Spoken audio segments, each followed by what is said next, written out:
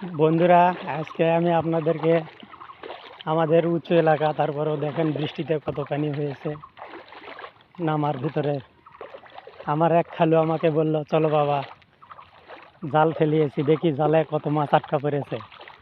তাই আমার খালুর সাথে আসলাম জাল ঝাড়তে, দেখি জালে কীরকম মাছ পড়েছে, তা আমি আপনাদের কাছে দেখাবো। এই তো জাল দেখা যাচ্ছে। জালের কাছে আসতে না আসতেই চোখে পড়লো একটা সাপ। দেখি এটা কি সাপ। আমার খালু সাপটিকে দেখার চেষ্টা করতেছে।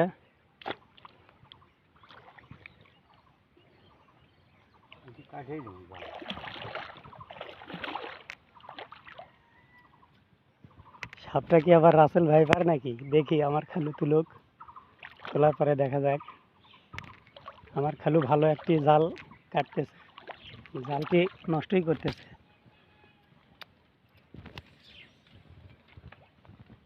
আমি তো সাপ চিনি না, আমার খালু তেমন চেনে না। আপনারা কিন্তু অবশ্যই কমেন্টে জানাবেন এটা কি সাপ।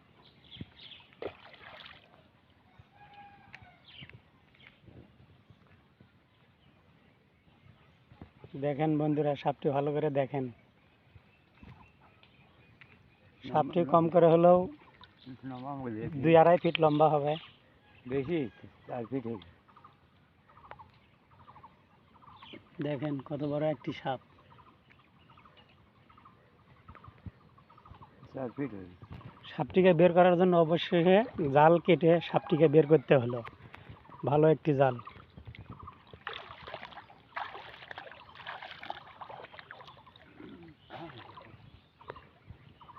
অবশ্যই কিন্তু বন্ধুরা, সাপটি কি সাপ আপনারা জানাবেন।